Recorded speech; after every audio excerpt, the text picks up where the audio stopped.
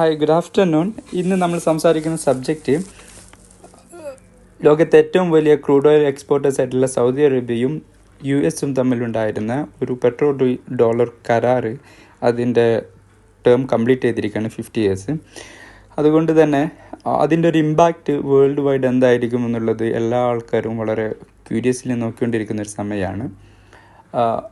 ഇതിൻ്റെ മുന്നേ ഉണ്ടായിരുന്ന ഇതുപോലത്തെ ഒരു കോൺട്രാക്ട് ടെർമിനേഷൻ കാര്യമായിരുന്നു നമ്മൾ കണ്ടിരുന്നത് ലിബിയയിലെ ഗദ്ദാഫിയുടെ കാലഘട്ടത്തിലുണ്ടായിരുന്നത്. അതിൻ്റെ ഒരു ആഫ്റ്റർ എഫക്റ്റും അതെന്തായിരുന്നു അതിൻ്റെ റിസൾട്ട് എന്നുള്ളത് നമ്മൾ എല്ലാവർക്കും അറിയാവുന്ന കാര്യമാണ്.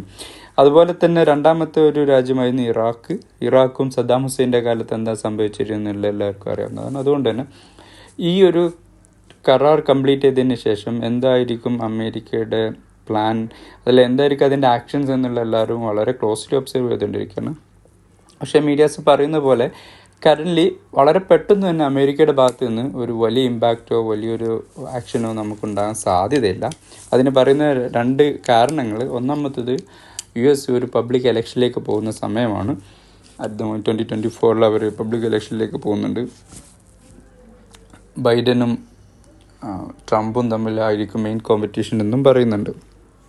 അപ്പോൾ അതുകൊണ്ട് തന്നെ അവർ ഒരു ഇൻ്റർനാഷണൽ ഒരു ഡിസിഷനിലൊന്നും ഇപ്പം കറൻ്റ് ഒരു അഗ്രസീവായിട്ടുള്ളൊരു പുട്ട് ഫോർവേഡൊന്നും നമുക്ക് കാണാൻ പറ്റില്ല. നമ്പർ 2, കഴിഞ്ഞ കുറച്ച് വർഷമായി, ഒരു വർഷത്തിൻ്റെ അടുത്തായിട്ട് ബ്രിക്സിൽ ഒരു മെമ്പറായിട്ടുണ്ട് സൗദി അറേബ്യ. അപ്പോൾ അതുകൊണ്ട് തന്നെ ബ്രിക്സ് മെമ്പേഴ്സായിട്ടുള്ള ഇന്ത്യ, ചൈന, റഷ്യ പോലെയുള്ള കൺട്രികൾക്ക് എല്ലാം കിട്ടുന്ന പരിരക്ഷ സൗദിക്കും കിട്ടും.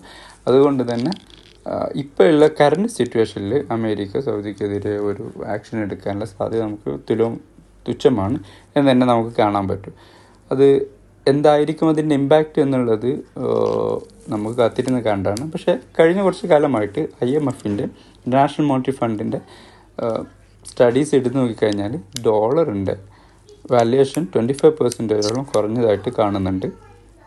അതിനൊരു പ്രധാന കാരണം ഒരുപാട് രാജ്യങ്ങൾ അവരുടെ ഫോറിൻ റിസർവ് പണ്ട് കാലം കൂടുതലായിട്ട് ആശ്രയിച്ചിരുന്നത് US ഡോളറിലാണെന്നുണ്ടെങ്കിൽ ഇപ്പം അതിൽ നിന്ന് മാറി മറ്റു പല കമ്മോഡിറ്റിയിലേക്കും കറൻസിയിലേക്കും മാറിയിട്ടുണ്ട് എന്നുള്ളത് ഒരു ഫാക്റ്റാണ്.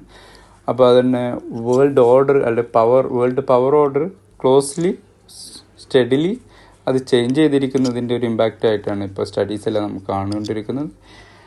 ലെറ്റ്സ് സീ, നമുക്ക് കാത്തിരുന്ന് കാണാം അതിൻ്റെ ഇമ്പാക്റ്റുകൾ എന്തായിക്കഴിഞ്ഞാലും അമേരിക്കൻ പബ്ലിക് ഇലക്ഷൻ കഴിഞ്ഞ ശേഷമേ അതിനൊരു